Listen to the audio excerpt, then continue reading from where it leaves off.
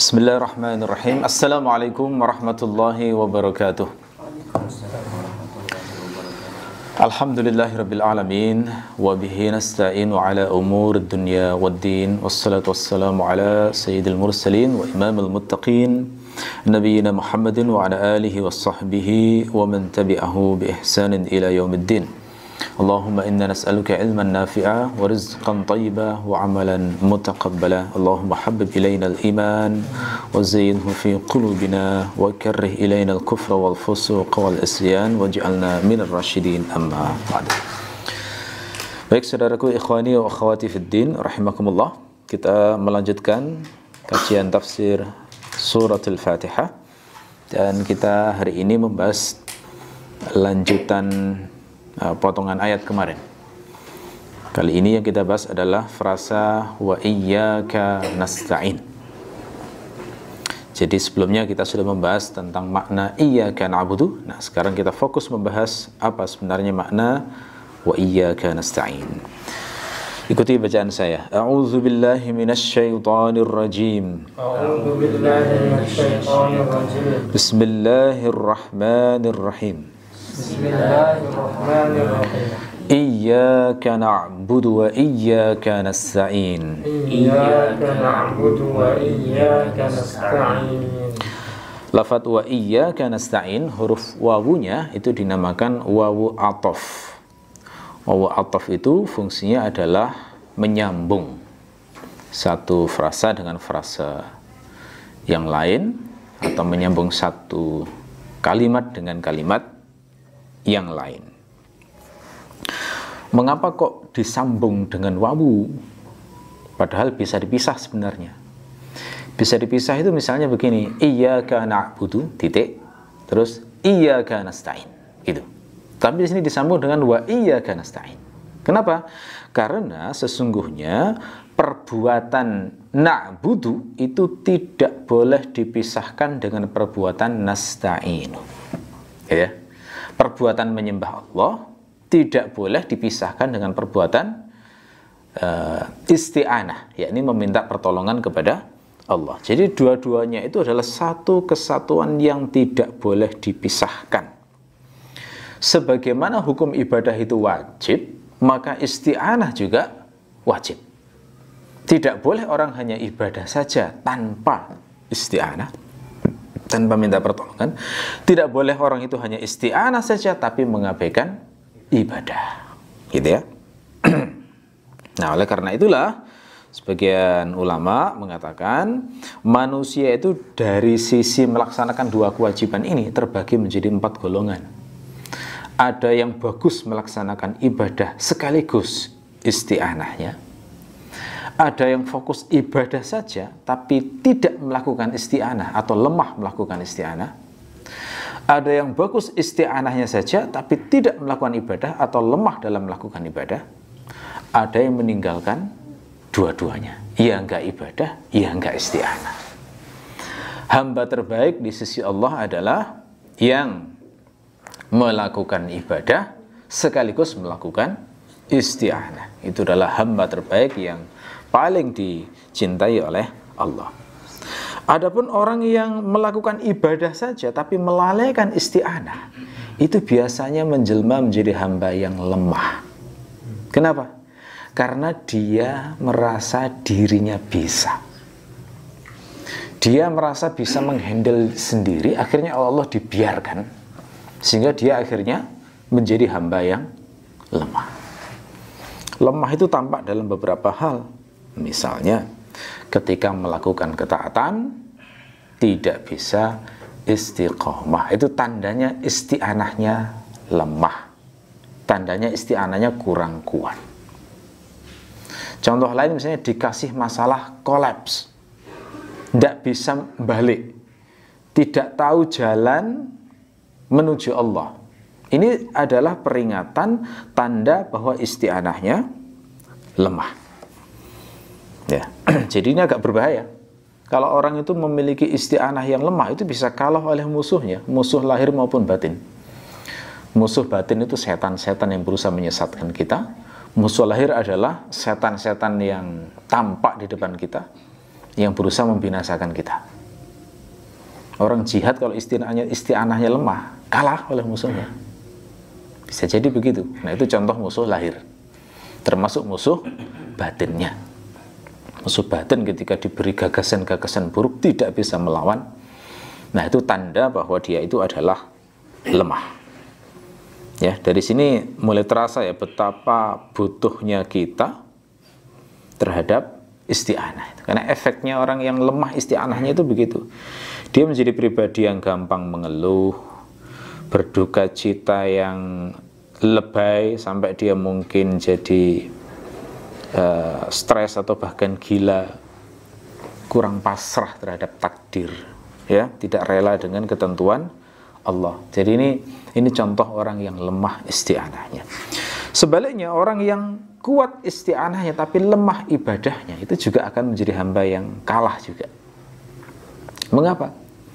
Karena orang yang kuat isti'anahnya berarti menonjol banget dia itu pasrah terhadap ketentuan Allah. Dia itu menonjol banget terkait dengan semuanya diserahkan pada Allah, tapi kemudian mengabaikan keharusan beribadah dengan Allah dengan baik. Nah, orang semacam ini itu ciri utamanya biasanya adalah meremehkan ibadah, meremehkan syariat. Kadang ngomongnya agak sedikit-sedikit ujub bilang, level syariat itu, begitu. Ya. Belum nyampe hakikat dia. Kadang-kadang begitu. Nggak ada orang yang kekasih Allah yang sombong itu nggak ada. Kekasih Allah yang ujub merasa dirinya besar itu nggak ada. Ya. Semua kekasih Allah itu semuanya mengagungkan semua syiar Allah, termasuk semua tata cara yang terkait dengan ibadah. Ya. Oke, nah yang orang semacam ini yang lemah ibadahnya semacam ini itu biasanya juga tidak terlalu mengerti bagaimana rambu-rambu ketentuan yang terkait dengan syariat. Nah, ini juga tidak benar, ya. Nah, seburuk-buruk manusia itu adalah yang meninggalkan keduanya. Ia tidak ibadah, ia tidak isti'anah. Ini ada dua macam orang semacam ini. Ada yang ahlud dunya, ada yang ahlud din. Yang ahlud dunya itu bagaimana? Yang ahlud dunya itu adalah orang-orang yang tidak kenal Allah, yang tujuan hidupnya itu hanya ingin mendapatkan kebahagiaan di dunia ini. Nah, ini sudah gak kenal Allah, gak mungkin menyembah Allah, dan gak mungkin minta pertolongan kepada Allah. Tujuan hidupnya pokoknya bersenang-senang saja, maksimalkan kesenanganmu di dunia ini, sudah, gitu dong. Ini ahlud dunya. Ada pula yang ahlud din. Ahlud din itu berarti mereka beragama, tapi beragama dengan agama yang batil, yang disembah selain Allah. Ya nyembah patung, ya nyembah sapi, ya nyembah manusia, ya nyembah macam-macam lah ya.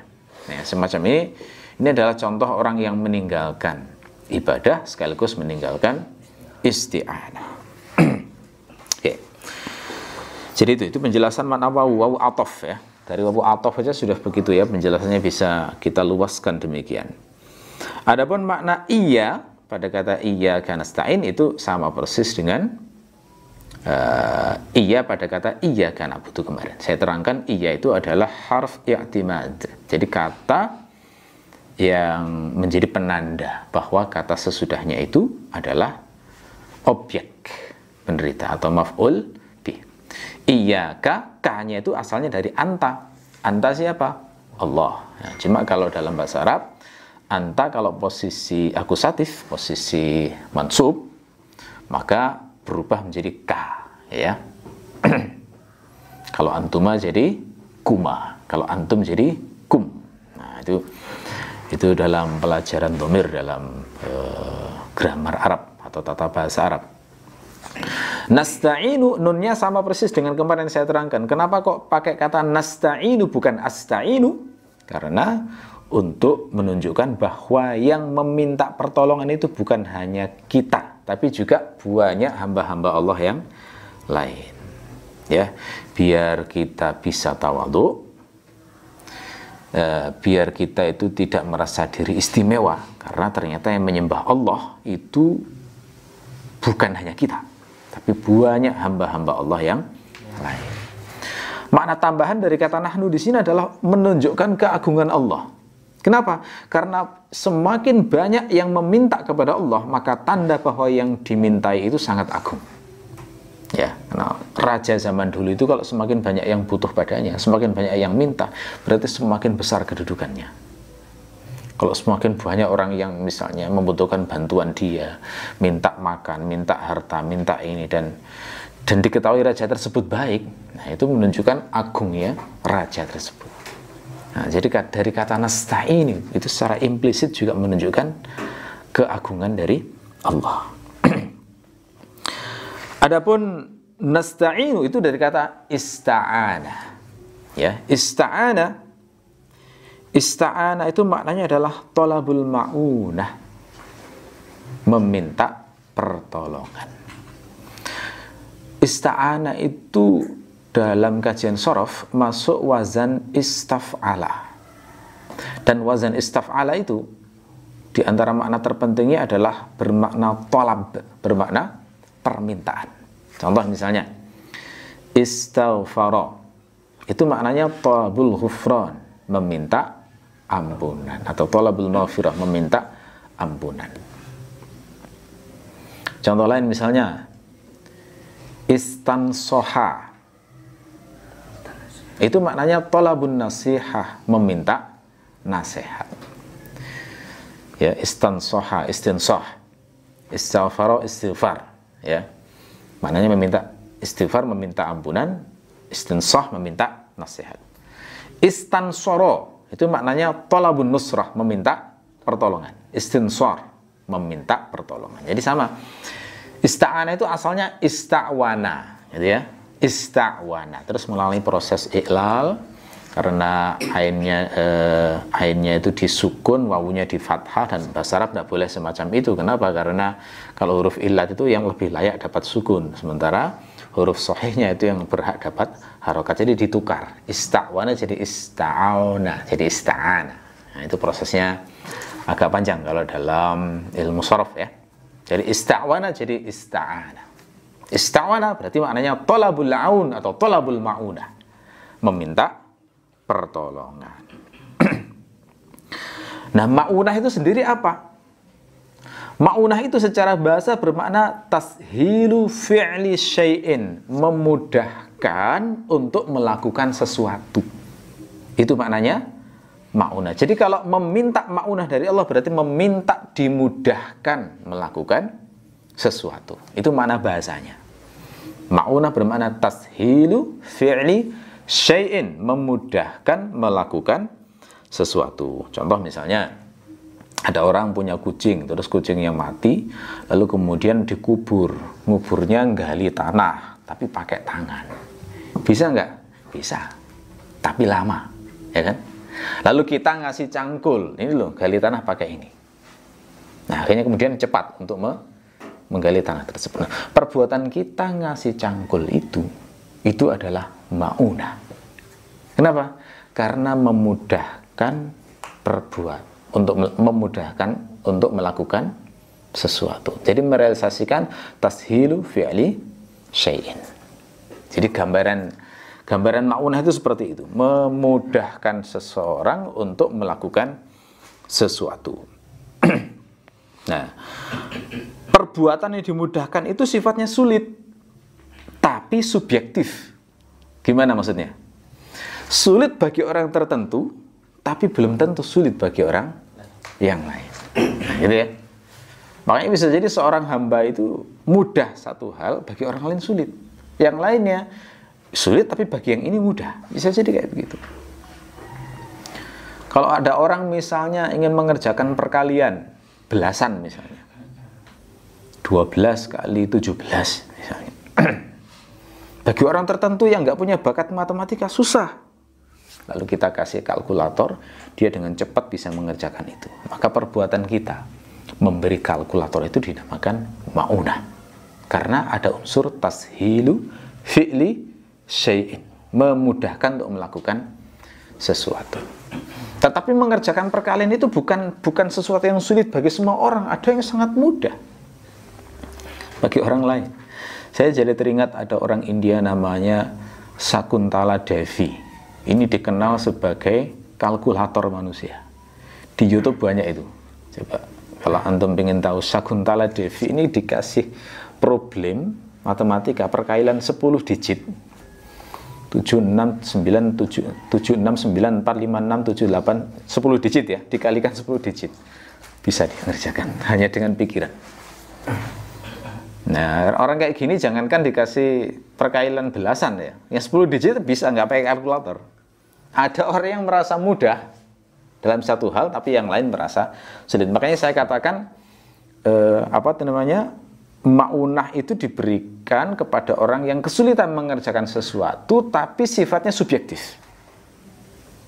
Jadi bukan sulit bagi semua orang, subjektif. Ya, oke. Nah, ma'unah itu bisa diberikan dalam berbagai bentuk. Ini masih dalam pembahasan bahasa ya, belum penjelasan ma'unah secara syar'i, masih secara bahasa. Ma'unah itu terrealisasi bisa dilakukan dengan berbagai cara. Di antaranya misalnya dengan i'arah, meminjamkan barang. Itu bagian dari ma'unah. Misalnya seorang ibu-ibu mau masak, wajannya rusak atau hilang, pinjam tetangga. Tetangganya ngasih meminjamkan wajannya untuk masak. Itu bagian dari ma'unah. Dan Allah senang ya kalau hidup bertetangga itu saling memberikan ma'unah. Makanya di Quran itu ada celaan bagi orang yang tidak mau membantu orang lain padahal mampu. Wa yamna'unal ma'un. Ya. Surat Al-Ma'un itu kaitannya dengan ini. Mereka tidak mau membantu sesuatu yang bermanfaat bagi orang lain. Termasuk misalnya punya air, terus ada orang kehausan minta nggak dikasih. Itu benci banget Allah itu. Orang kayak gitu itu nanti di akhirat pasti ke neraka dia kalau nggak tobat. Air itu bisa menyelamatkan nyawa manusia, dan itu diantara amal terbaik itu ngasih air orang. Makanya zaman dulu orang kuno-kuno zaman dulu itu ada yang karena tahu amal ini baik, maka di depan rumah kasih gentong besar, bebas orang musafir lewat ngambil itu bebas. Ini contoh aksi yang didasarkan pada pemahaman amal. Itu contoh memberikan ma'unah. Ya, bisa dengan i'arah. Ingat juga hadis ini ya, wanita yang pinjam jilbab di zaman Nabi. Nah, gitu ya. Ada seorang wanita bilang, Rasulullah itu memerintahkan para wanita untuk datang ke sholat Id. Seorang wanita bilang, wahai Rasulullah, salah seorang di antara kami nggak punya jilbab, baju gamis itu, baju kurung itu. Maka Rasulullah memerintahkan hendaklah saudarinya, sesama iman maksudnya, meminjaminya jilbab. Nah, itu contoh dari ma'unah secara bahasa, bisa meminjami. Bisa juga dengan musyarakatul amal, terlibat dalam aktivitas, itu juga ma'unah. Misalnya apa? Pindahan rumah misalnya. Kita bantu angkat-angkat barang. Teman, kenalan, tetangga, atau saudara yang pindahan rumah. Maka perbuatan kita meringankan beban orang yang pindah rumah tadi, itu dinamakan ma'unah. Ya, contohnya ma'unah seperti itu. Termasuk juga misalnya dengan ucapan, bisa juga dengan ucapan. Ma'unah itu dengan ucapan. Kok bisa? Iya, sederhana aja misalnya. Kita bingung di sebuah tempat, nggak tahu rute yang benar mana, ya kan? Terus tanya orang di situ, orangnya beritahu, oh lewat sini, belok kanan, belok kiri, belok kanan, gitu ya. Maka perbuatan orang tersebut membantu dia agar tidak tersesat, itu dinamakan ma'unah. Termasuk ngajari. Ngajari itu ma'unah juga. Kalau nggak diajari orang kan tersesat, bingung. Ya, para ulama, para ustadz, para syekh itu adalah orang yang setiap hari memberikan ma'unah kepada kaum muslimin yang tidak mengerti ilmu. Ulama-ulama kita yang mengarang buku yang bisa kita baca sampai hari ini itu memberikan ma'unah dengan ucapan dan tulisan mereka. Ya, itu. Bisa juga ma'unah itu dengan harta. Misalnya apa? Bayarkan utang, ya, atau bayarkan denda. Nah, jadi bentuk-bentuk memberi ma'unah itu banyak sekali. Secara bahasa begitu ya. Nah, itu. Oke, dari sisi ini sementara berarti kita bisa menyimpulkan apa makna wa iyyaka nasta'in. Wa iyyaka nasta'in itu berarti maknanya hanya kepadamulah ya Allah aku semata-mata meminta pertolongan, gitu ya. Itu makna makna wa iyyaka nasta'in secara bahasa begitu. Karena kemarin sudah saya terangkan, mendahulukan maf'ul bih sebelum fi'il itu ada makna ikhtisos, mengkhususkan. Ya. Hanya kepadamulah saja ya Allah, tidak yang lain sama sekali. Aku meminta pertolongan. Kami meminta pertolongan. Oke. Nah, bentuk wa iyyaka nasta'in ini secara sighat redaksinya itu berbentuk khobar. Ya. Tetapi ini adalah jenis khobar yang juga mengandung makna doa. Gitu ya. Jadi ketika ini sighatnya berupa khobar, maka itu seakan-akan ikrar dari kita. Seakan-akan kita, saya berjanji ya Allah, saya tidak akan meminta pertolongan kecuali hanya kepada Engkau saja. Saya tidak butuh kepada siapapun selain Engkau. Nah, ikrarnya kayak gitu. Tapi sekaligus ini berdoa, seakan-akan ya Allah, berilah aku pertolongan. Gitu ya. Seakan-akan ini mirip seperti kata rahimahullah. Rahimahullah itu bentuknya khobar itu. Rahimahullah itu beda dengan Allahummarhamhu. Beda loh ya. Kalau Allahummarhamhu jelas doa, ya Allah rahmatilah dia. Tapi kalau rahimahullah itu makna bahasanya adalah Allah telah merahmatinya. Ya. Nah, ini jangan kemudian dituduh memastikan, wah kamu itu berani banget memastikan bahwa Allah merahmatinya. Siapa tahu Allah murka padanya. Enggak begitu. Ini gaya bahasa, harus ngerti balaghah ya. Ini gaya kajian balaghah. Jadi rahimahullah itu maknanya adalah semoga Allah merahmatinya. Gitu ya. Sama seperti radhiyallahu anhu. Ini mendoakan para sahabat semoga para sahabat meridhoinya. Ya, semoga Allah meridhoinya. Maaf ya. Jadi begitu. Jadi ini adalah khobar yang bermakna doa. Oke, jadi itu pembahasan secara bahasa begitu. Sekarang kita masuk ke kandungan makna yang lebih dalam. Ada satu pertanyaan penting terkait dengan wa iyyaka nasta'in ini, yakni adalah kalau memang iyyaka nasta'in itu bermakna kita berikrar sama sekali tidak pernah meminta pertolongan kecuali hanya kepada Allah, lalu bagaimana dengan pergaulan kita sehari-hari yang jelas hampir setiap saat itu akan minta tolong orang? Ya enggak? Kita minta tolong misalkan sekedar ngambilkan gunting atau ngambilkan sendok atau ngambilkan makanan itu kan sudah minta pertolongan itu ke orang. Kalau antar tetangga ya minta tolong supaya dibantu untuk bangun rumah, dibantu untuk pindahan rumah. Minta tolong orang supaya menghutanginya agar dia bisa memenuhi kebutuhannya. Dan banyak lagi bentuk-bentuk minta tolong di dalam kehidupan sehari-hari ini. Apakah itu tidak bertentangan dengan wa iyyaka nasta'in? Ini pertanyaan terpenting dalam ayat ini. Kalau ini nggak dijawab dengan benar, nanti muncul itu tafsir-tafsir yang ngawur, nggak berdasarkan ilmu, kemudian akhirnya membuat para awam jadi tersesat. Gitu ya. Nah, gimana jawabannya? Jawabannya adalah maksud isti'anah pada kata wa iyyaka nasta'in itu adalah pada adzaimul umur, perkara-perkara besar yang tidak ada kemampuan manusia untuk melakukannya. Jadi bukan pertolongan manusia, pada perkara-perkara besar yang manusia tidak punya kemampuan untuk menanganinya. Contoh misalnya, ini banyak kasus real yang saya kasih contoh ini. Seorang istri misalnya risau dengan suaminya karena suaminya ini kebetulan sangat menguji dia. Kenapa kok menguji dia? Karena suaminya ini awalnya baik, lembut, penyayang, perhatian keluarga, tiba-tiba ada satu peristiwa jadi berubah. Jadi main perempuan, terlibat narkoba, judi dan kasar pada suaminya. Maaf, kasar pada istrinya, gitu ya. Berubah kayak begitu. Dia sudah berusaha untuk mengubah suaminya dengan segala cara. Sudah berusaha dinasihati baik-baik. Mungkin kirim-kirim video ustadz-ustadz untuk jadi nasihat.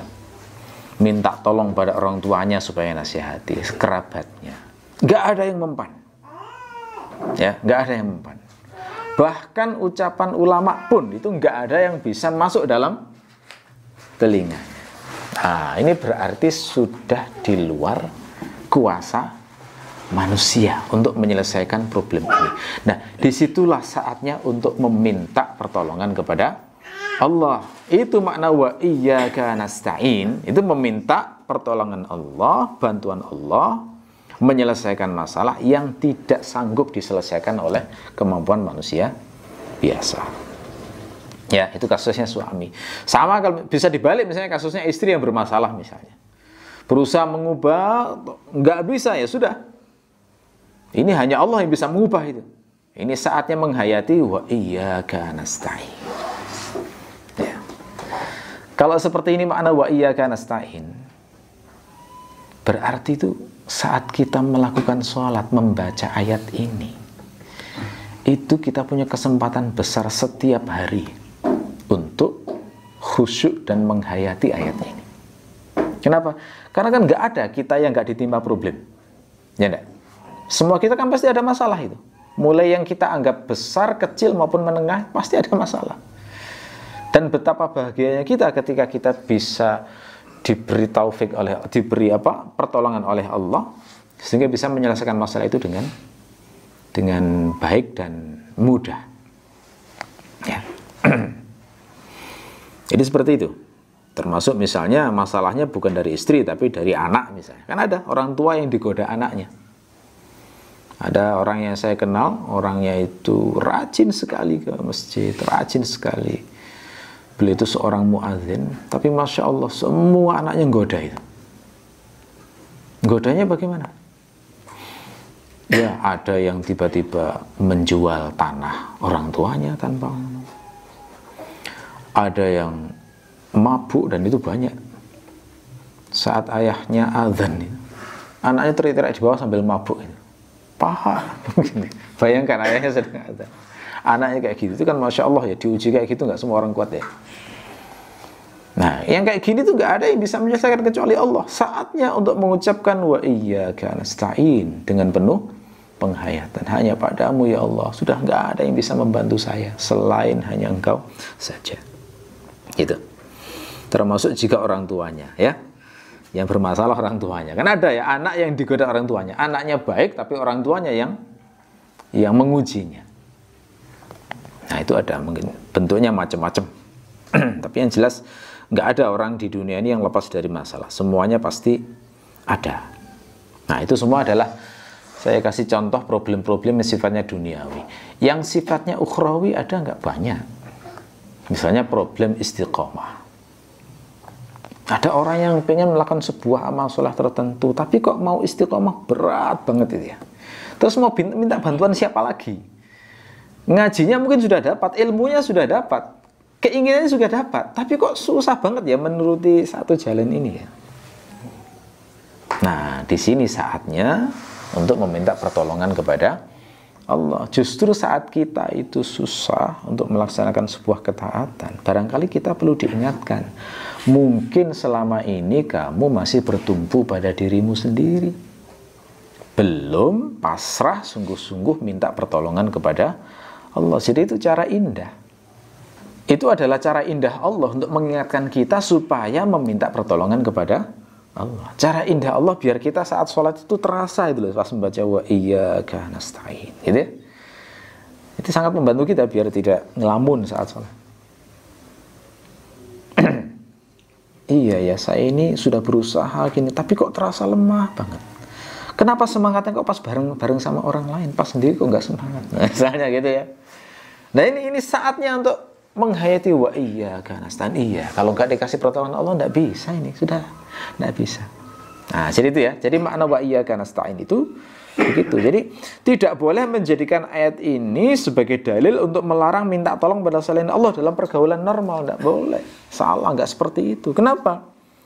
Karena minta tolong orang lain seperti minta tolong angkatkan barang, minta tolong teleponkan, minta tolong dokter supaya mengobati sakit, minta tolong bantu pindahan rumah dan sebagainya. Itu tolong menolong manusiawi yang dibolehkan Allah. Bukan hanya dibolehkan, bahkan diperintahkan. Di Quran kan ada ayat wa ta'awanu 'alal birri wat taqwa. Loh, disuruh tolong menolong, gitu ya. Allah sendiri memerintahkan, gimana mau dilarang? Kalau sendiri memerintahkan, kenapa? Karena justru Allah menjadikan itu sebagai cara untuk menguji hambanya. Yang menolong jadikan amal soleh, ya kan? Yang ditolong, maka dia bisa berterima kasih pada yang menolong, lalu berusaha membalasnya. Jadi, itu jadi ujian amal bagi seorang hamba.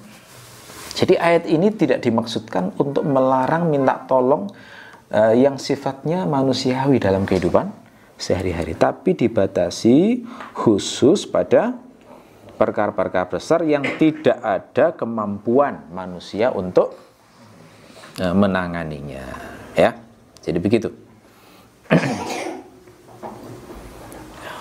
Tetapi yang harus diingat, pada saat kita meminta tolong kepada orang lain, ya, yang harus kita tanamkan dalam benak kita adalah kita minta tolongnya itu sifatnya suri. Jadi hanya permukaan. Hakikatnya tetap harus meyakini bahwa dia punya kemampuan gitu karena dikasih Allah. Betul ya? Orang lain yang bisa menolong kita harus diyakini bahwa oh, orang ini bisa begini karena dikasih anugerah oleh Allah. Jadi akhirnya baliknya memuji Allah. Berterima kasih dalam rangka muamalah kepada sesama, tapi keyakinannya yang bisa menolong kita tetap Allah, gitu ya. Itu yang harus dipegang, ya.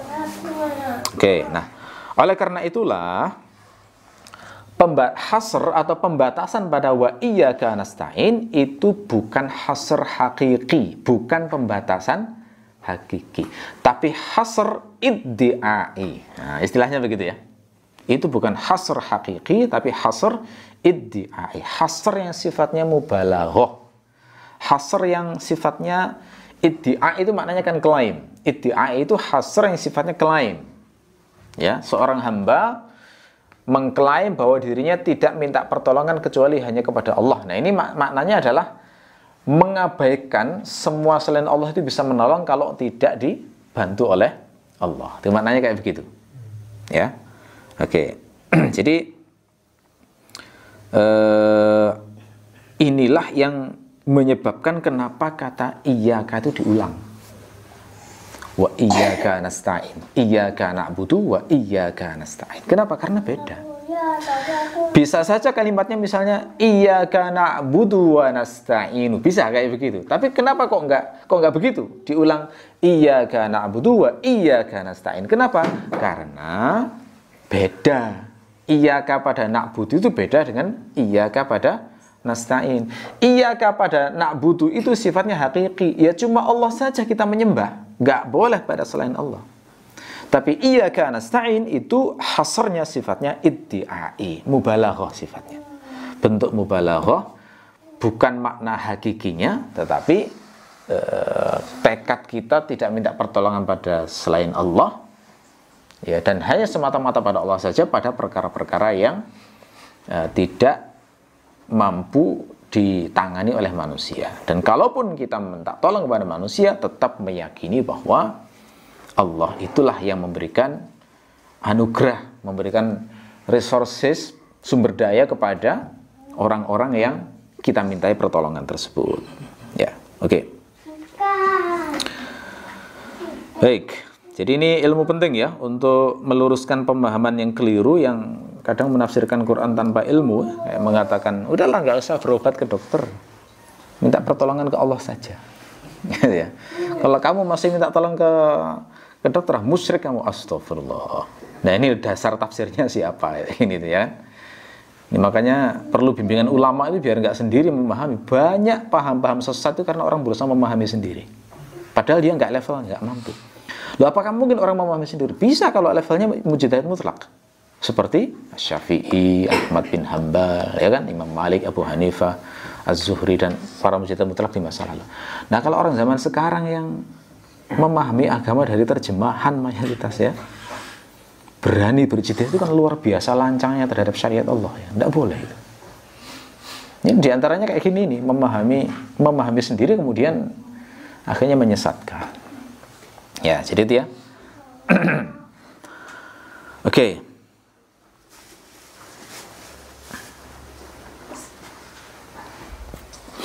Kemudian isti'anah, poin penting yang juga harus dipahami, itu mengandung dua makna penting. Isti'anah pada Allah itu mengandung dua makna penting. Apa itu? Yang pertama adalah as-siqah billah, kepercayaan terhadap Allah. Yang kedua adalah al-i'timad alaih, bertumpu kepada Allah.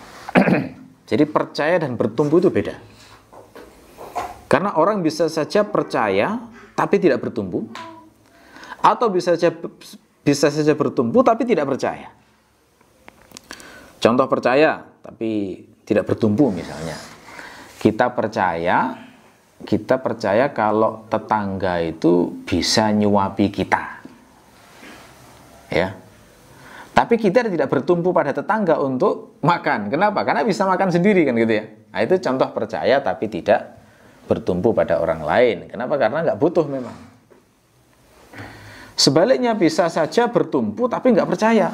Nah, misalnya penguasa zalim, kita terpaksa membayar pajak. Membayar pajak itu kan berarti bertumpu pada seseorang untuk membelanjakan harta itu di jalan yang benar, itu loh. Ya, tapi kita nggak percaya dia itu bisa membelanjakan harta dengan benar, bisa dibuat foya-foya atau untuk pengeluaran yang nggak penting misalnya. Itu contoh tidak percaya tapi terpaksa bertumpu pada dia. Nah, Allah itu isti'anah itu maknanya percaya sekaligus bertumpu. Nah, gabungan percaya dan bertumpu itu namanya tawakal. Gitu ya. Jadi tawakal itu hakikatnya adalah mempercayai Allah terkait urusan kita, kemudian bertumpu pada Allah karena kita ini butuh kepada Allah. Oke. Baik. Nah, sekarang kita akan membahas hal yang terpenting dalam pemaknaan isti'anah ini. Ya, ini kita akan coba kupas lebih dalam apa hakikat ma'unah itu sebenarnya. Tadi secara bahasa sudah saya terangkan. Sekarang secara syar'i, apa sebenarnya makna ma'unah itu? Ibnu Ashur dalam kitab beliau At-Tahrir wa Tanwir beliau menjelaskan, ma'unah itu terbagi menjadi dua. Yang pertama adalah ma'unah yang sifatnya daruriyah, yang sifatnya primer. Dan yang kedua adalah ma'unah yang sifatnya ghairu daruriyah, ma'unah yang sifatnya pelengkap. Ma'unah yang sifatnya daruriyah adalah jenis pertolongan yang kita itu tidak mungkin bisa melakukan sesuatu tanpanya. Ya. Dengan kata lain, ma'unah daruriyah itu adalah jenis pertolongan yang semua perbuatan itu bisa jalan tergantung dia. Gitu. Nah, ma'unah daruriyah itu adalah pertolongan dalam bentuk diberi istita'ah, kemampuan. Ya, dan nggak semua orang loh dikasih kemampuannya. Nggak semua orang dikasih kemampuan. Bisa jadi orang punya keinginan, tapi kalau tidak dikasih istita'ah oleh Allah, maknanya berarti dia tidak dapat ma'unah dari Allah dalam hal tersebut. Dan banyak dalam hidup kayak begini tuh. Contoh misalnya, ada orang pengen menuntut ilmu di Timur Tengah misalnya, tapi dia nggak menemukan jalan ke sana. Nggak menemukan jalan, dia nggak punya kenalan, nggak punya link, nggak punya informasi dan sebagainya. Akhirnya nggak bisa, gitu ya. Nah, ini contoh berarti orang tidak dikasih istita'ah dalam hal tersebut, nggak mampu akhirnya. Contoh lain misalnya, orang pengen nulis buku, tapi Allah tidak menyiapkan sebab-sebabnya. Nulis buku kan perlu ilmu. Bukan hanya ilmu, tapi juga perlu kemampuan bahasa, perlu logika, perlu latihan, perlu waktu juga. Ya kan? Kalau Allah nggak menyiapkan sebab-sebabnya, ilmu punya misalnya, tapi nggak bagus sastranya, nggak bagus bahasanya, ya nggak bisa nulis juga. Sudah bagus sastranya, sudah bagus ilmunya ada, tapi Allah nggak ngasih waktu. Waktunya habis untuk ngurusi yang lain, ya nggak bisa nulis juga. Nah, ini contoh tidak dikasih istitoah, nggak dapat ma'unah yang sifatnya daruriyah tadi. Ya. Contoh lagi misalnya orang pengen mondok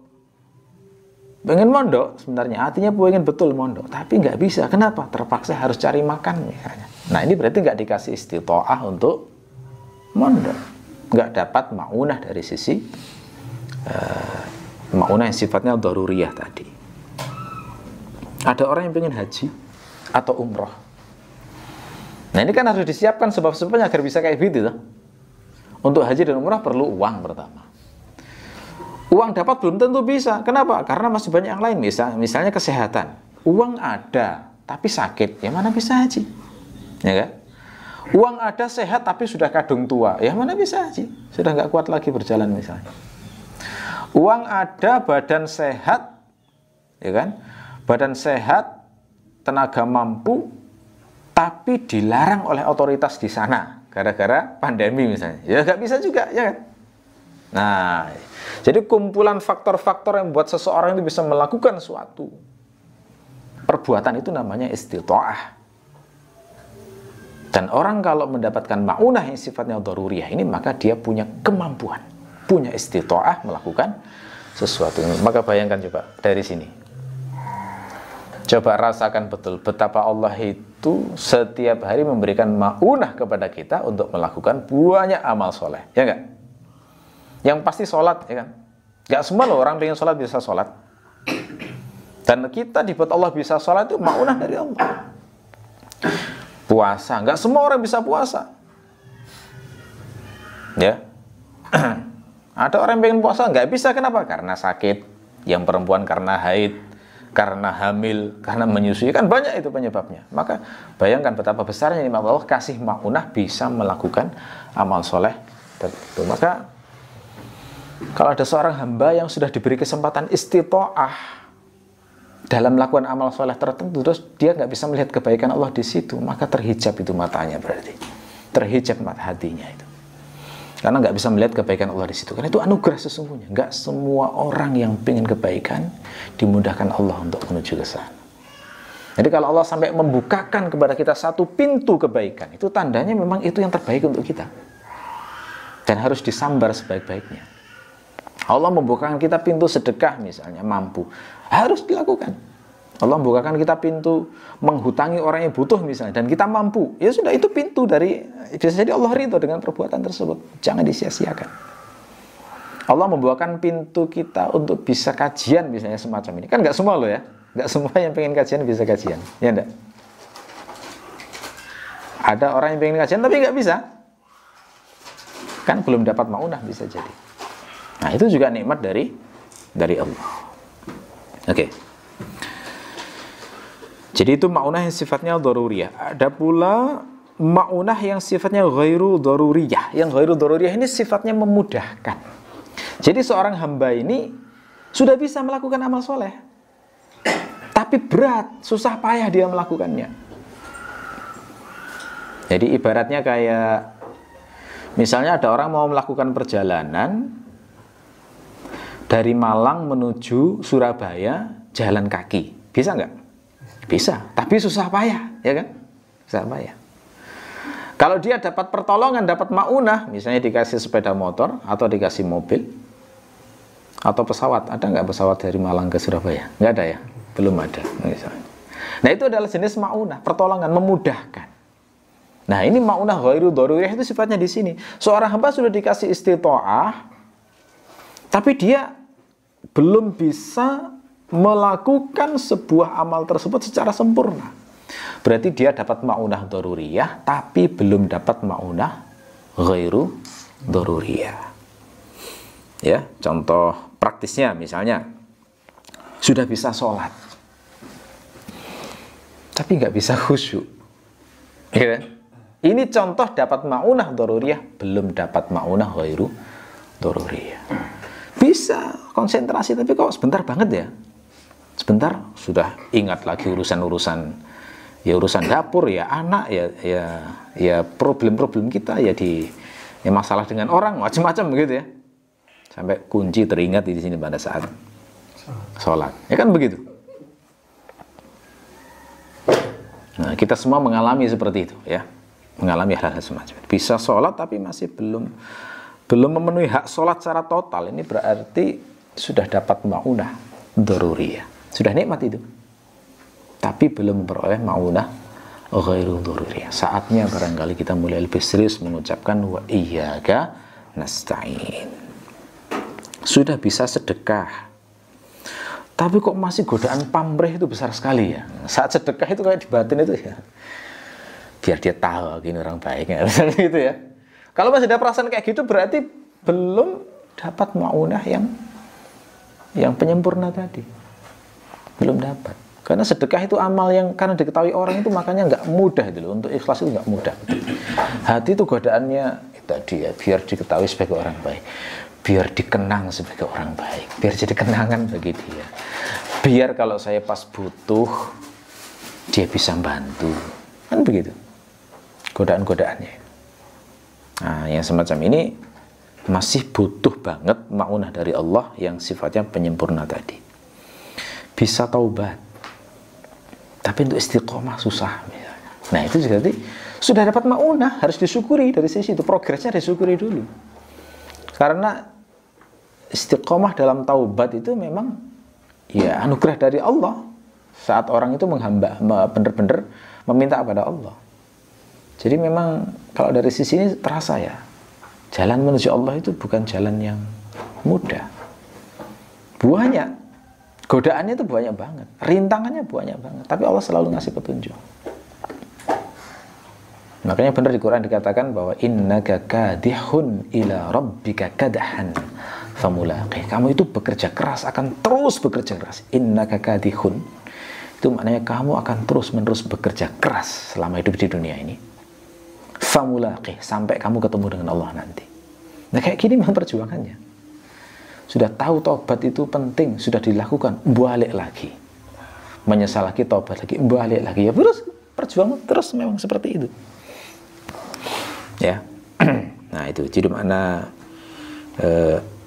ma'unah yang ghairu daruriyah itu tadi begitu, penyempurna sifatnya. Ya, kita berharap ya Allah bukan hanya ngasih kita ma'unah yang daruriyah, tapi juga ghairu daruriyah dengan berbanyak membaca wa iyyaka nasta'in. Nah, gabungan dari ma'unah daruriyah dengan ma'unah ghairu daruriyah itu yang diistilahkan dalam istilah syariat dengan istilah taufik. Sekarang lebih mengerti ya apa makna taufik. Semoga Allah memberikan taufik. Itu luar biasa doa itu kalau ngerti maknanya ya. Karena kenapa? Dikasih ma'unah yang daruriyah tadi dan ghairu daruriyah. Sempurna amalnya kalau dapat taufik. Ya, makanya doa nabi-nabi semuanya juga menyebut ini. Misalnya seperti dalam surat Hud ayat 88 ya. Itu diriwayatkan Nabi Hud itu berkata, wa ma taufiqi illa billah. Taufik yang gue dapatkan itu ya memang dari Allah, gitu ya. Alaihi tawakkaltu, dan kepadanya aku bertawakal. Seperti itu ucapan para sahabat. Jadi saat doa waffaqakumullah, doa yang sangat luar biasa sebenarnya. Semoga Allah memberikanmu taufik. Wallahul muwaffiq ila aqwamit thoriq misalnya. Ya itu bagus juga ya. Kalau dihayati luar biasa sebenarnya. Taufik itu gabungan dari itu. Ya, jadi ma'unah dalam surat Al-Fatihah itu sudah mencakup dua-duanya tadi. Jadi saat kita minta wa iyyaka nasta'in itu meminta semua jenis ma'unah tadi, yang daruriyah maupun yang ghairu daruriyah. Jadi kita membaca wa iyyaka nasta'in cukup. Kita berdoa Allahumma wafiqni, ya Allah berilah aku taufik, juga sama. Maknanya sama. Gitu ya. Jadi banyak-banyak berdoa ini. Iyyaka nasta'in, Allahumma sta'in. Jadi ya Allahumma a'inni juga boleh. Allahumma a'inni ala zikrika wa syukrika wa husni ibadatik. Itu ya. Nabi kalau doa kayak gitu, ya Allah berilah ma'unah aku. Untuk apa? Untuk selalu mengingatmu, untuk selalu berterima kasih padamu, dan untuk selalu beribadah dengan baik kepadamu. Ya, itu perlu maunah semuanya itu. Ya, seperti itu. Ya, dan isti'anah ini, minta pertolongan atau minta maaf kepada Allah, itu adalah bagian terpenting dalam din. Makanya itu selalu menjadi tema-tema dakwah nabi-nabi zaman dulu. Tema utama itu. Saya tunjukkan beberapa contohnya, misalnya surat Hud ayat 123. Allah berfirman, fa'budhu wa tawakkal alaihi. Sembahlah dia Tuhanmu dan bertawakallah kepadanya.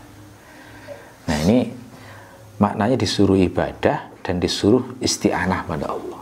Karena bertawakal itu maknanya begitu. Minta pertolongan hanya kepada Allah. Karena pasrah mempercayakan kepada Allah. Ibadah isti'anah di surat Hud ini. Contoh lain surat Al-Muzammil. Wadhkur isma rabbika wa tabattal ilaihi tabtila. Rabbil masyriqi wal maghribi la ilaha illa huwa fattakhidhu wakila. Perintahnya bagaimana? Sebutlah nama Tuhanmu. Maknanya apa? Sembahlah Allah. Gitu kan? Wa tabattal ilaihi tabtila, dan sungguh-sungguhlah dalam mengabdi kepadanya. Kepada siapa dia? Yakni Tuhan pemilik timur dan barat, tidak ada Tuhan selain Dia, dan bertawakallah kepadanya. Nah, disuruh lagi ibadah tawakal, ya, ibadah isti'anah. Gitu. Termasuk yang saya baca tadi, wa ma taufiqi illa billah alaihi tawakkaltu wa ilaihi unib. Termasuk ayat dalam surat Al-Mumtahanah, Rabbana 'alaika tawakkalna wa ilaika anabna wa ilaikal masir. Ini juga perintah untuk isti'anah. Surat Ar-Ra'd ayat 30, Qul huwa rabbi la ilaha illa huwa 'alaihi tawakkaltu wa ilaihi matab. Ini juga kandungan makna isti'anah. Selalu jadi tema dakwah para nabi-nabi dan rasul sejak zaman dulu. Ini menunjukkan memang esensi terpenting dalam din di antara. Ya. Termasuk doa yang dibaca Nabi saat sholat tahajud. Ya, salah satu doa iftitah yang dibaca Nabi salat tahajud itu, salah satu redaksinya bunyinya begini. Allahumma laka aslamtu wa bika amantu wa alaika tawakkaltu wa ilaika anabtu wa bika khasamtu wa ilaika hakamtu. Ini juga mengandung makna ibadah dan isti'anah. Ya. Aslamtu, amantu, itu semuanya mengandung makna ibadah. Karena orang ibadah itu ya pasrah pada Allah, beriman pada Allah, kembali pada Allah. Wa alaika tawakkaltu, bertawakal pada Allah. Kalau berselisih itu juga minta bantuan Allah. Kalau minta pengadilan juga kepada Allah. Nah, itu kan makna dari isti'anah itu tadi. Segala problem, segala urusan kita minta bantuan kepada Allah. Ya. Dan bahkan bisa kita katakan, doa-doa yang diajarkan dalam Quran maupun hadis Nabi itu ya baliknya di sini isti'anah itu sebenarnya. Yakni minta tolong kepada Allah supaya Allah ridho. Coba antum ingat-ingat semua doa Nabi yang antum hafal itu. Akan saya terangkan itu kalau belum yakin bahwa semuanya itu baliknya sebenarnya adalah isti'anah itu tadi. Jadi misalnya pernah dengar doa Nabi yang berbunyi ya muqallibal qulub sabbit qalbi ala dinik. Wahai zat yang membolak-balikkan hati, teguhkan hatiku untuk menjalankan agama. Maknanya apa? Minta tolong supaya bisa istiqomah di jalan Allah, ya enggak? Ya musarrifal qulub sarrif qalbi ala ta'atik. Gitu ya. Wahai yang membolak-balikkan hati, jadikan hatiku itu bolak-balik hanya untuk berpindah dari satu taat ke taatan yang lain. Nah, itu minta pertolongan lagi pada Allah. Yang lugas tadi, Allahumma a'inni ala dzikrika wa syukrika wa husni ibadatik. Itu kan lugas banget ya, minta pertolongan pada Allah supaya bisa membuat Allah ridho. Bahkan termasuk, saya bahkan melihat bahwa doa-doa Nabi yang sifatnya duniawi sekalipun, itu juga arahnya untuk membantu din biar tidak rusak, begitu. Misalnya Nabi itu pernah berdoa berlindung dari tekanan utang, ya kan? Tekanan utang. Rasul itu berdoa supaya tidak tercekik oleh hutang dan dikuasai orang. Itu kan sebenarnya duniawi ya. Tapi permohonan duniawi yang secara fakta memang orang kalau kena utang itu nggak tenang hidupnya, ya kan? Gimana mau ibadah dengan fokus kalau tiap hari dipikir selalu terbayang-bayang gimana penagih itu akan datang, apalagi penagihnya nggak baik ya, sambil melotot, sambil maki-maki, itu kan kadang trauma terbayang-bayang orang. Gitu. Makanya Rasul berdoa secara khusus untuk itu. Rasulullah juga pernah berdoa terkena penyakit-penyakit berbahaya. Berdoa supaya tidak terkena penyakit-penyakit berbahaya. Berdoa dari junun, kegilaan. Berdoa berlindung dari junun, kegilaan. Berlindung dari baros, sopak. Ya. Termasuk semua penyakit yang buruk. Wa min sayyi'il asqam. Semua penyakit-penyakit berbahaya. Karena kalau orang sakit kan nggak bisa beribadah dengan baik.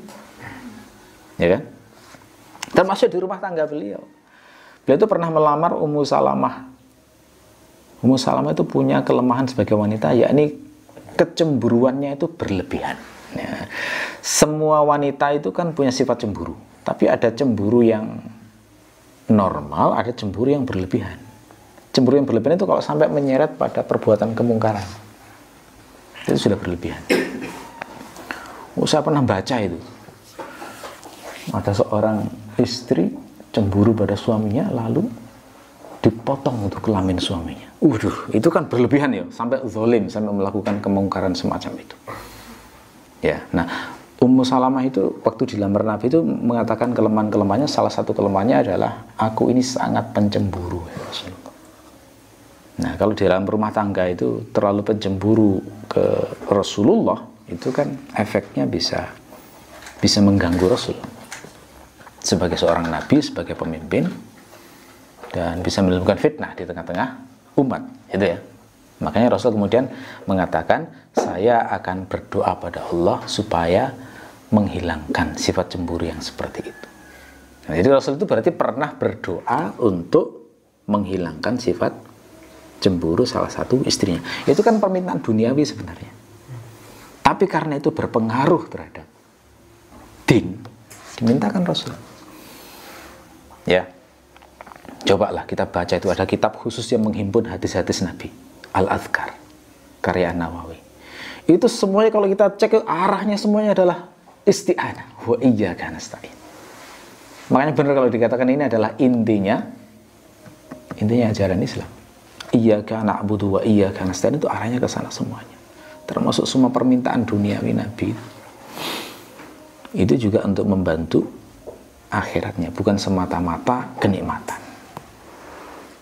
Ya, ini beda dengan hamba-hamba yang masih belum mengerti hakikat ini. Seringkali doa-doanya kan sifatnya temporal, spesifik banget, dan tidak mikir kehidupan setelah mati. Ya. Ada yang berdoa, ya Allah, jadikanlah majikanku sayang padaku. Wah, gitu. Apa itu maknanya doa kayak begitu? Ya ada kayak begitu, ada.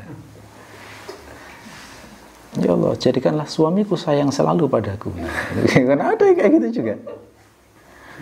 Ya Allah, lariskanlah daganganku.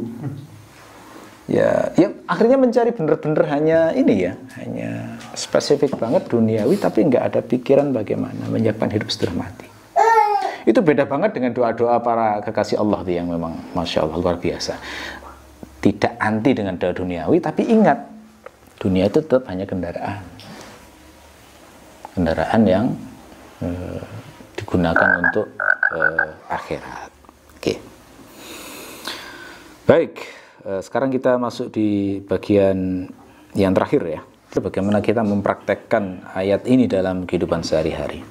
Ada satu riwayat Rasulullah mempraktekkan isti'anah ini diantaranya adalah saat jihad. Jadi saat jihad melihat musuh, Rasulullah berdoa. Doa beliau berbunyi, ya malika yaumiddin, iyyaka na'budu wa iyyaka nasta'in. Wahai penguasa hari pembalasan, kepadamu kami menyembah dan hanya kepadamu kami meminta pertolongan. Artinya berarti Rasulullah itu meminta supaya dibantu Allah memenangkan perang jihad melawan musuh-musuh Islam itu. Ya. Termasuk praktek terpenting dari ayat ini adalah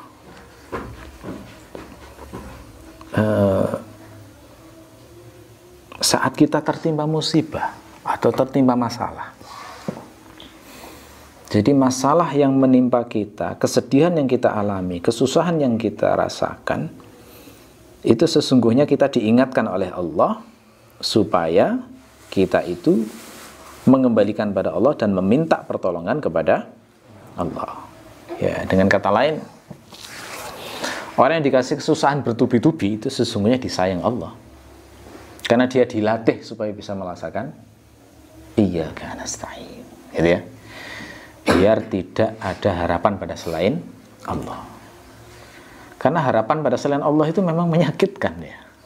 Kalau orang punya harapan pada selain Allah, kemudian dia terlaksana, itu menyakitkan. Jadi orang kalau sudah menghilangkan harapan kepada selain Allah, dia menghilangkan sumber kesusahan yang besar dalam dirinya. Ya. Iyyaka nasta'in itu juga sangat efektif untuk meremukkan segala jenis kesombongan dan ujub pada diri kita. Kenapa? Karena dengan kata iyyaka nasta'in berarti kita merasa diri ini lemah, tidak mampu melakukan apapun kalau tidak atas bantuan Allah. Jadi nggak ada yang sudah menyombongkan kepintarannya, menyombongkan hartanya, menyombongkan pangkatnya, kekuasaannya. Nggak ada sudah. Kenapa? Karena tahu bahwa semuanya itu dari Allah. Ya. Oke. Dan yang kita mintakan pada Allah itu untuk dimintai pertolongan itu mencakup semua urusan, baik urusan din maupun urusan dunia. Nah, karena itulah ayatnya itu sifatnya umum, mutlak. Wa iyyaka nasta'in. Padahal kan bisa jadi lafadznya itu wa iyyaka nasta'in fi umurid dunya misalnya, bisa. Atau fi umurid din bisa. Tapi Allah tidak seperti itu mengajarkannya pada kita. Mutlak sifatnya wa iyyaka nasta'in berarti itu mencakup semua urusan din maupun urusan dunia. Urusan din yang dimintai tolong itu apa? Banyak sekali. Yang sangat kita butuh Allah itu banyak sekali. Ikhlas itu contoh terpenting yang sangat kita butuhkan dibantu Allah. Kalau kita nggak dibantu Allah, susah banget ikhlas itu. Godaan untuk murni motivasi karena Allah itu, motivasi tidak kenal itu, Masya Allah, tiap detik itu. Amal kita itu setiap hari itu terancam hancur kalau tidak ikhlas. Kalau nggak dibantu Allah, nggak bisa. Jadi selalu diingat, ini pesan saya, kalau meminta pertolongan Allah dalam urusan din itu yang paling penting mintalah supaya ikhlas. Terpenting itu. Karena ikhlas sedikit itu sudah bisa menyelamatkan kita di akhirat. Rasul mengabarkan ada orang yang masuk surga hanya karena memotong pohon. Berarti semua amal yang lain ditolak oleh Allah. Kenapa? Enggak ikhlas. Mungkin sholat duha motifnya biar kaya. Murni 100% pengen kaya. Ya enggak dapat apa-apa tuh di akhirat. Ya enggak? Sholat tahajud sih, iya. Tapi biar lulus ujian. Nah, ya kalau semacam itu full hanya untuk itu, ya dapat dunia saja, di akhirat nggak dapat apa-apa, ditolak semuanya. Jadi antara semua amal itu yang diterima cuma motong pohon ternyata. Kenapa? Ya itu yang paling ikhlas. Loh kok bisa ikhlas? Secara konteks logis banget. Orang motong pohon yang mengganggu di jalan misalnya. Di zaman dulu itu ya, orang motong pohon ganggu jalan. Itu kan di sana nggak ada wartawan yang melihatnya, nggak ada yang meliputnya, ya kan? Nggak ada yang memuji. Jadi benar-benar ketika melakukan itu dia ingat, ini perintah Nabi menyingkirkan gangguan di jalan kayak begini. Aku berharap mudah-mudahan ini diterima oleh Allah. Oh, bersih banget itu, nggak ada motif apapun. Nggak butuh pujian manusia, nggak butuh balasan manusia. Makanya ada orang yang masuk surga hanya karena potong pohon. Karena kayaknya itu saja yang diterima oleh Allah, yang lain enggak. Ya, makanya bahagia ya kalau mendapatkan taufik bisa ikhlas. Ini permintaan pertolongan paling penting dalam hidup adalah ikhlas. Murni karena Allah. Kemudian hal penting lain dalam din yang patut untuk kita mintakan Allah adalah istiqomah dalam ketaatan. Enggak semua orang ketika melakukan ketaatan istiqomah. Ada yang hanya bisa melakukan sekali, dua kali, setelah itu enggak pernah melakukan seumur hidup. Ada orang yang senang awalnya menghafal Quran kemudian ditinggalkan. Ada orang yang mengamalkan baca tilawah kemudian ditinggalkan. Ada yang beramal ini itu dan sebagainya, setelah itu kemudian ditinggalkan. Istiqomah itu tidak mudah. Ya. Maka ini termasuk isti'anah terpenting adalah meminta supaya istiqomah. Permintaan yang lain, isti'anah yang penting lain adalah taubatan nasuha. Bukan sekedar taubat, tapi taubat yang tulus, yang benar-benar serius sehingga nggak balik lagi dalam kemungkaran. Terus isti'anah biar sober. Nggak gampang juga lah sober ya. Sober itu apa? Habsun nafsi anil jaza. Menahan diri dari keluh kesah. Sering nggak kita bilang, aduh, gini sih? Nah, keluhan-keluhan itu kan tanda tidak muncul sober. Ya. Keluhan itu adalah tanda bahwa orang itu tidak punya sober. Ini beda dengan rintihan sakit ya. Kalau rintihan sakit mubah, tidak bertentangan dengan sober. Tapi kalau ada masalah kemudian beraduh-aduh yang sifatnya nggak tangguh gitu menghadapi itu ya. Kemudian seperti tidak sanggup menyelesaikannya, merasa itu berarti nggak punya sober. Padahal din ini separuhnya sober. Nggak bisa ketaatan dilakukan tanpa sober. Nggak bisa orang itu tertimpa musibah tapi tetap produktif kalau tidak sober. Tidak bisa orang itu sanggup melawan godaan maksiat kalau tidak punya sober. Maka minta isti'anah dalam sober itu adalah luar biasa. Kemudian termasuk juga minta isti'anah biar punya akhlak menahan emosi, sabar. Nah, juga tidak gampang. Karena kita selalu diuji dengan emosi, terutama dalam rumah. Diuji emosi oleh anak, oleh pasangan, oleh tetangga, oleh apapun lah itu bisa memicu emosi. Nah, itu kalau tidak ditolong Allah tidak bisa. Termasuk semua akhlak-akhlak yang baik selain menahan emosi. Termasuk juga memahami ilmu. Ada nggak orang belajar terus susah paham? Banyak, gitu ya. Nah, itu perlu pertolongan dari Allah. Nah, itu saatnya wa iyyaka nasta'in. Di antaranya kalau pas punya problem nggak bisa paham, itu mencari berdoa dengan wa iyyaka nasta'in. Kalau urusan dunia banyak banget, nggak usah didaftar, orang sudah punya daftar sendiri ya. Urusan dunia itu keinginan itu banyak orang manusia ya. Yang belum punya pasangan ya pingin segera nikah misalnya. Yang belum dapat pekerjaan bisa dapat pekerjaan. Yang pengen sekolah bagus bisa masuk sekolahnya bagus. Yang belum punya anak biar punya anak. Yang masih terlilit utang biar bisa bayar utang dan sebagainya. Kalau keinginan dunia itu banyak banget. Dan minta pertolongan pada Allah di sini juga dibenarkan. Karena memang itulah makna penyembahan terhadap Allah, diantaranya meminta pertolongan Allah dalam segala hal, termasuk dalam urusan duniawi.